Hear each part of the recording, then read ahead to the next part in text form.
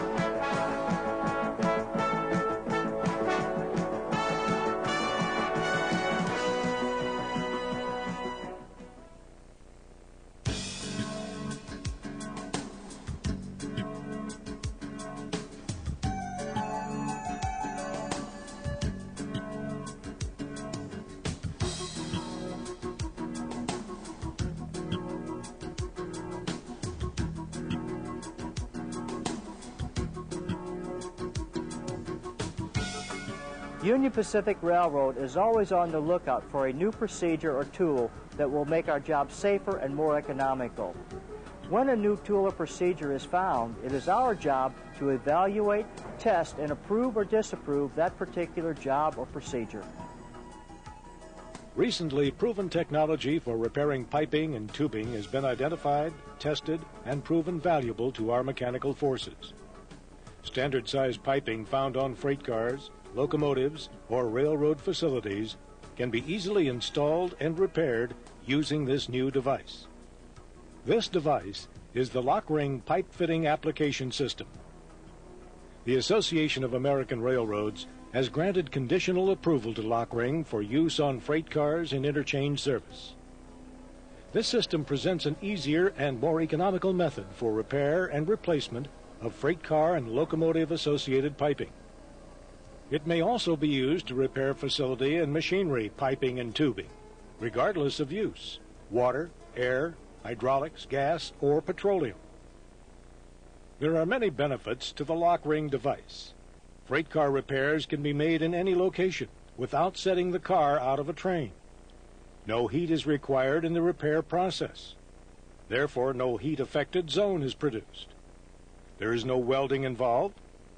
No purging of lines is required, and car repairs are AAR billable. The Lokring system has proven to be 10 times faster than welding for the same repair. And best of all, virtually anyone can be trained to effectively use the Lokring device in a relatively short time. Where Lokring fittings are currently in use in industry, the rework rate is less than 0.1%. That's a failure rate of less than 1 in 1,000. Here's how the Lokring system works. If you're required to repair piping such as a train line, first use the go, no-go gauge to determine if the pipe is round and not bent. If the gauge shows the pipe is round, bleed the air from the system. Then cut out the defective line section with a hacksaw or pipe cutter as squarely as you can. When installing flange fittings, it's necessary to measure the distance between the old flange and a given point on the pipe. This distance must be maintained when installing the new Lokring flange. Cut the pipe as necessary to ensure the distance remains the same. The Lokring device allows a cut within 5 degrees. Be sure to remove all chips, burrs, and metal filings which could work their way into the control valves. If needed, clean the pipe end area with abrasive cloth, sandpaper, or light grinding. A light coat of paint will not affect the fitting. Heavy coats must be removed. Inspect the end surfaces. Make sure the ends are free of flat spots, pits, or scratches. Use the no-go gauge to check the cut for square. Use the gauge to check the pipe for out-of-round conditions. When you're satisfied you have the right size fitting, slide the no-go gauge over the pipe end. Use a light-colored pen for marking. Mark the pipe through the install and inspect slots on the no-go gauge. Inspect and assemble the Lokring system. When connecting the hose to the pump, make sure to advance the safety ring on the coupler. Now properly insert the correct size dies into the lock tool. The dies will only lock when installed correctly. When assembled, cycle the Lokring system and inspect for proper operation. Depending on the location, the Lokring system may be used with any 10,000 psi hydraulic pump, including air-driven, electric, and manual. Again, use the tool to perform remote repairs whenever possible. Now position the fitting over the pipe until half the install mark is visible. It is important to properly align and support the pipe or tubing. This avoids pre-stressing and twisting. Fully engage the Lokring tool over the fitting. Actuate the tool by pressing the foot pedal, switch, or by manual pumping. The sliding swage ring or collar will compress the fitting and stop when contact with the stop ring is made. Release the foot pedal or switch, and the tool will cycle back to the starting position.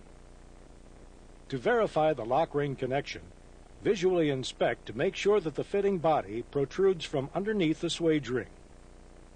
Check that the inspect mark is partially covered, and make sure the swage ring or collar contacts the body tool flange at least 3/4 of the way around the fitting. This procedure provides for a leak-free, AAR billable repair. Remember, cut the pipe as squarely as possible to within 5 degrees. Remove any burrs, chips, or filings. Use the no-go gauge to determine end square and pipe size. Mark the install and inspect slots on the gauge. Make sure to pin lock the proper size die in the lock tool. Align and support the pipe before installing the fitting.